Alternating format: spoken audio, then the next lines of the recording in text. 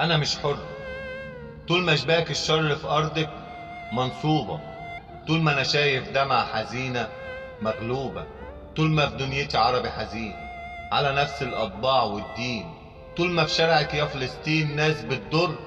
أنا مش حر، هفضل أنادي وأعلي في صوتي، مليت من صمتي وسكوتي، لو حكمت بنهايتي وموتي لازم أكون عربي وحر.